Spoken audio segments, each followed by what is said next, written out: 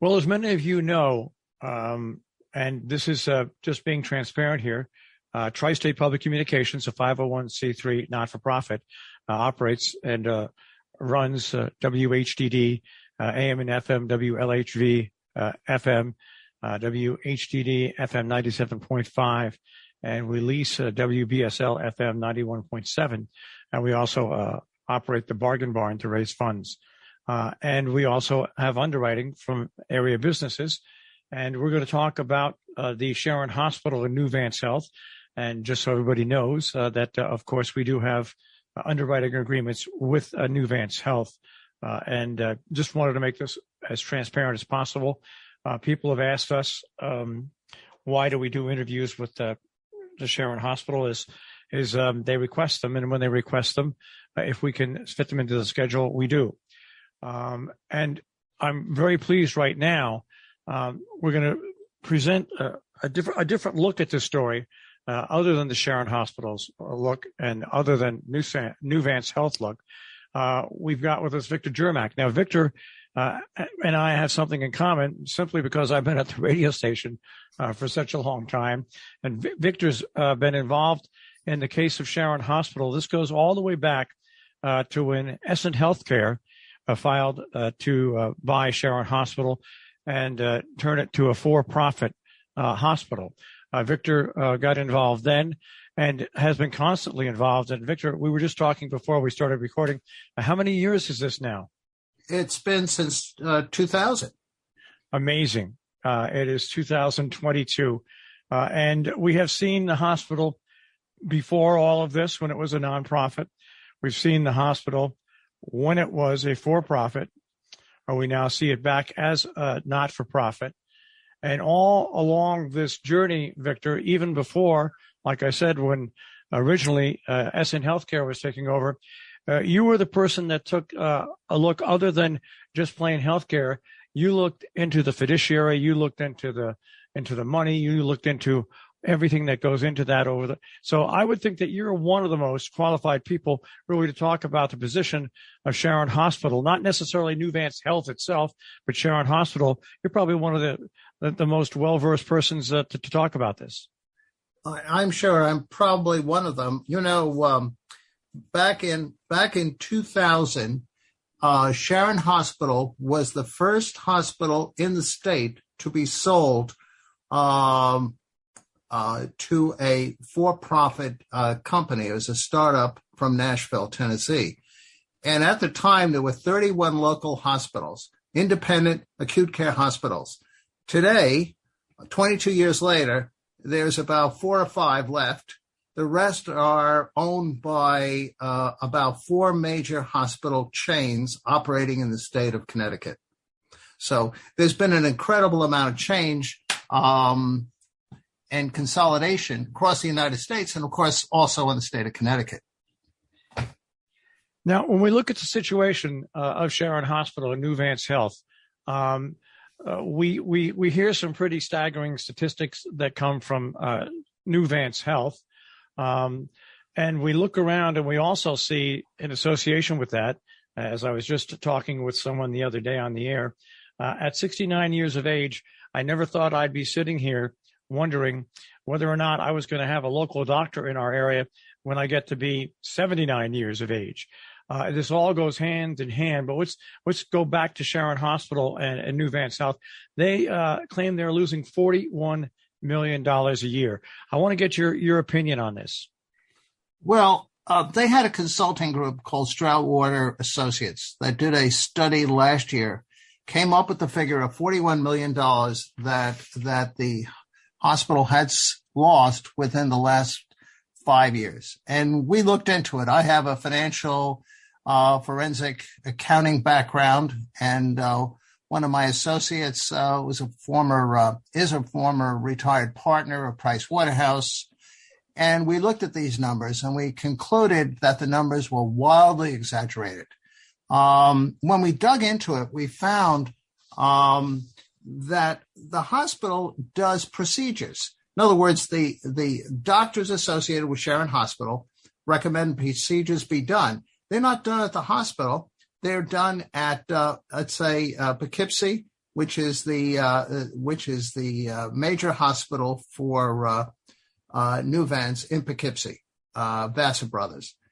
And when we looked at it, we realized that in 2019, we never got systems credit for $5.3 million in procedures performed, ordered by Sharon doctors, performed at other Nuvance hospitals. In addition, was another $1 million in tests that were ordered by Sharon Hospital physicians, but performed at other Nuvance hospitals because they had closed the lab at Sharon Hospital. So that's $6.3 million just in that 1 year. And then we dug a little bit further. We added up the hospital credits. In other words, Sharon Hospital never got credit for the CARES Act. That's a federal program. In 21, they got $7.5 million. We never got credit for that. So if you add up all of these numbers, these savings and credits, in addition, we found that Nuvance charged Sharon Hospital $5 million in one-time corporate overhead expenses in 21. When we went to the hospital and we sat down with them, we said to them, please explain this to us. Well, they tried, but they never really fully explained it to us. And frankly, they never supported those numbers. So when you add all that up, it comes to millions of dollars of savings we should have been credited with, but never were. So when we presented these to Nuvance management, they acknowledged that the 41 million should have been reduced by 10.5 million, or approximately 26%. It's still our contention that these losses are still overstated, dramatically overstated, and we believe the benefits contributed by Sharon Hospital to Nuvance are still considerably understated. Now, the only way to really get to what the real number is Sharon Hospital showing a small profit? Are they showing a break even or a loss, a small loss? Only a detailed forensic audit could truly ascertain the correct number. Now, is that something that you can ask for in the hearings with the state of Connecticut? Well, that could be raised as an issue. They are suggesting, and maybe to your audience, I will add just to kind of summarize what is happening at Sharon Hospital. Sharon Hospital has asked the state for permission through a certificate of need process. This is where they go to the state and you say, look, we want to add a service or drop a service. In this case, they're asking the state regulators, who is the Office of Health Strategy in Hartford, they're asking them for permission to close maternity, labor and delivery. They're asking them to reduce the level of care in intensive care, okay, at the emergency care. And they also want to reduce the numbers of surgery, the hours in which the surgery will operate, surgery department. Now, they have to get approved by the state. In other words, the certificate of need process is a complicated procedure. It's filed with the state, and it takes a long time. There's generally a public hearing. It'll probably run anywhere between 10 to 12 months, could even be longer, as these certificate of need applications have just been filed by Nuvance. So right now we are in the beginning stages, according to what you're saying here. It will be a long struggle. In that time, does Nuvance have to hold steady at what they're doing, or do they slowly chip away at it? Well, you've asked the $64 question. When they announced last September, October, when the consultant's report came out, they announced they were going to close maternity in late spring. And then, of course, the nurses, being, like any other human beings, they want to guarantee their working conditions and so forth. The OBGY nurses started to leave. There was 7 of them in the staff, 7 or 8, and we've lost a good number of them. Now they're filling them in with what they call traveling nurses or travelers. These travelers are bloody expensive. they're roughly $200 to $225 an hour. It's a very uneconomic way to run the hospital. And if they're claiming they have a loss, that's the worst way to do it. Now they've had some payments that they've said we're going to give 2 payments, if the nurses stay. But a number of the nurses, obviously concerned for their continued employment, have left. So, and then the hospital started to send letters out to the maternity patients of the OBGYNs operating at the hospital, which wasn't cricket.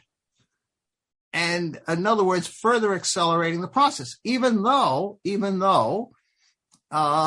we still have adequate staff and we still have an ongoing maternity operation. In other words, they're trying to game the system is basically what it is.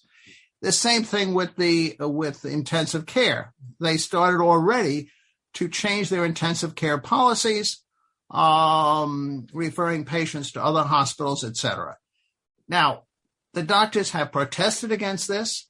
We wrote to the Office of Health Strategy. We said, this is what's going on. This isn't cricket. And the OHS has started investigations into these procedures. Why has it happened? And they've asked for information from Nuvance, and they're trying to investigate the procedures involved in this. Did they jump ahead? Did they game the system? It's an open investigation at this point, but they're on record. Let's take a step back here, seeing as you've been associated with all different phases of this since 2000. Well, in the timeline, in your opinion, how did the Sharon Hospital get here? I mean, I can say that as someone whose family has used that hospital. I'm 69. I've been in the hospital numerous times. My local physicians, knee surgery, regular surgeries. I mean, to me, it seems a nightmare situation. How did we over the past 20 years get into this nightmare situation? Well, Marshall, there's no simple, easy answer to all of this. It's a combination of things. Hospitals have become much more cost conscious. They've tried to control costs as best they can. Some of them have really want to use these hospitals, these rural hospitals, as feeder hospitals and enhance their profitability. That's one thing we feel. And so community groups like the group I just belong to, which is fighting to save Sharon Hospital, is called Save Sharon Hospital. And we're a 501c3 nonprofit, and we're trying to, we've hired a healthcare attorney to represent us and to fight for our interests and the interests of the community. How's this all started? And one of the things that this hospital has been, Sharon Hospital has been acquired and sold, merged and sold probably now 4 or 5 times. In 2018, Sharon Hospital was sold and acquired by HealthQuest. HealthQuest was the name for the Vasa Healthcare in New York, which is composed of 3 hospitals, Vasa Brothers being the biggest in Poughkeepsie. And a year later, they merged with Western Connecticut Health Network, which is composed principally of Danbury Hospital, New Milford, and Norwalk. And they changed the name to Nuvance. When they went before the state, as a condition of their consolidation of this, these 2 hospitals chains coming together, they said that they had to keep all the services going. That's emergency room, inpatient, obstetrics and gynecology, and critical care units for 5 years. Well, they didn't wait for 5 years. They've already decided they want to start, and this is in 19, so that's through 2024.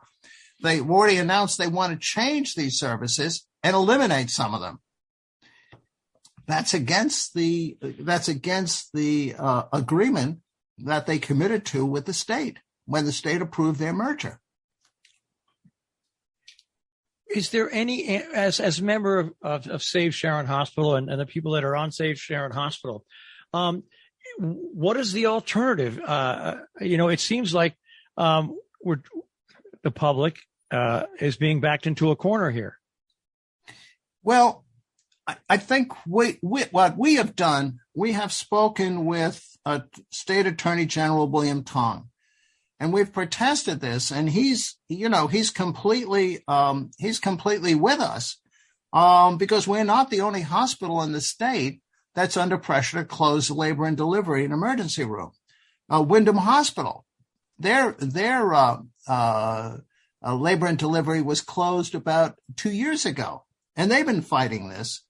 And, asking patients, women who are in labor or are going to go in labor, to travel an additional 25 to 45 minutes to undergo a major medical procedure at another hospital is not a mere inconvenience. It creates additional burden and risk for an already vulnerable mother and her baby.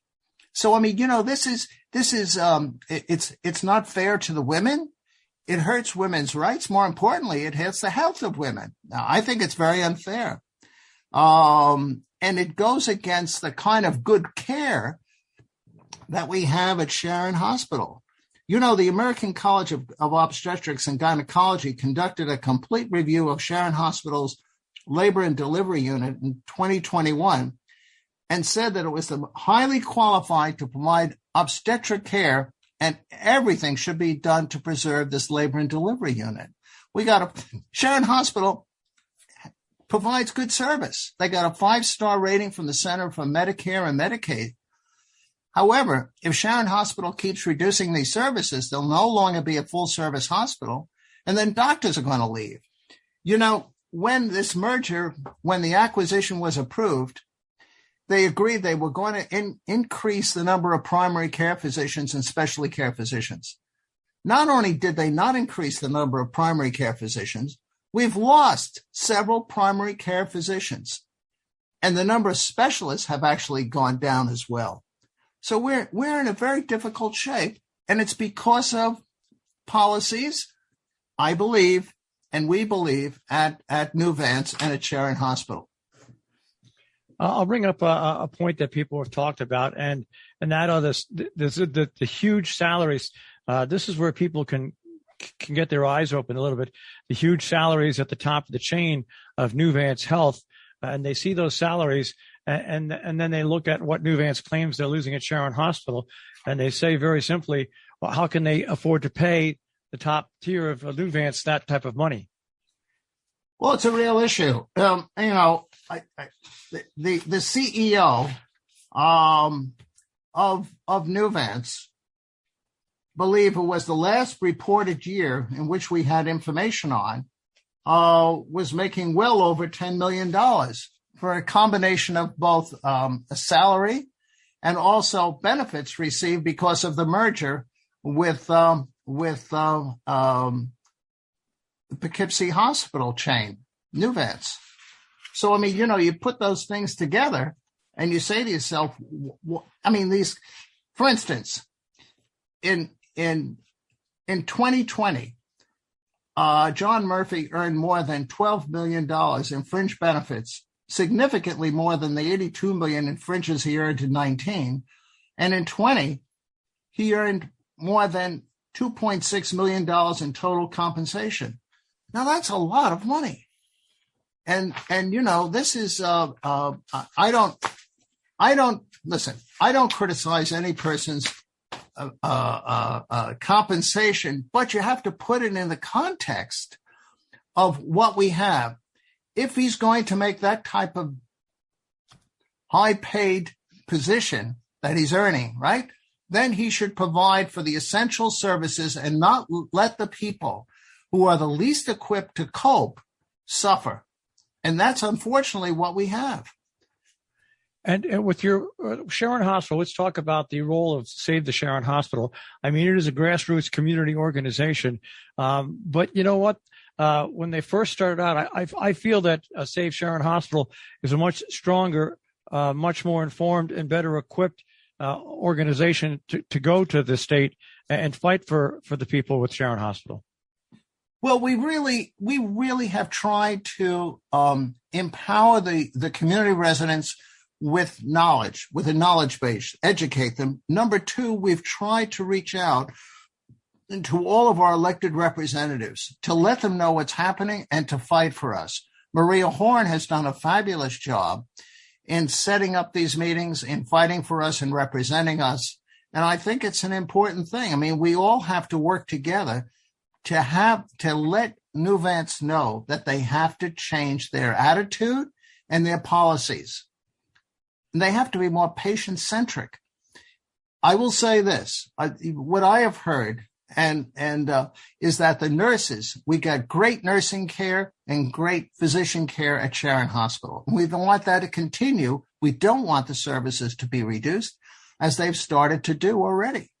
And that's something that I think that we have to get everyone involved in the community to fight for. Because, it's something, Marshall, that is so important to us, particularly as people get older, at both ends of the life spectrum, coming into this world and leaving this world and getting very sick. We have to have good doctor care, and we have good doctor care, but they should be allowed to do their job.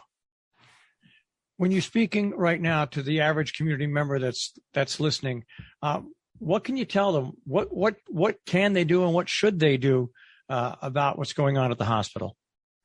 Well, what I would say this is I have a couple of pet peeves. One of my pet peeves is we have a Sharon Hospital advisory board, and I would like those guys to be more transparent, to more truly represent the interests and be more aligned with the community's interests. I know they're people of goodwill. I know they have the best interests of the community at heart, but they really have to look at it more through the eyes of the community. That's number one. Number two, I would say that folks should pay attention to what's being done, write to their representatives, help support Save Sharon Hospital and money and what have you, in whatever ways they can. And it's on our website. And try to be involved in these meetings. And that's, we will try and work with everyone in the community to try and make this happen. Look, we know things cost money. We want to work with the hospital in a spirit of partnership. Okay. But they have to meet us more than halfway. We want to work with them, but then they can't be going off closing operations and departments with state regulations and the commitments that they have made. Well, once again, if people want more information on Save Sharon Hospital, their web address is savesharonhospital.org. That's savesharonhospital.org. You will also find them on Facebook as well. And Victor, I'm going to lean on you here to keep us updated and informed, especially when these hearings open up, so we can translate some of the stuff that comes out of the state when these hearings start into things that people that are listening to the radio can really grab a hold of and understand. Well, I want to thank you and the station, Marshall, for your commitment to this. Trying to keep people alerted and informed, and an informed electorate is the only way we can absolutely have good democracy, and we can have good service and good health in our community. So I want to thank you for that. Victor, thanks for taking a few minutes and joining us today. Thank you very much, Marshall.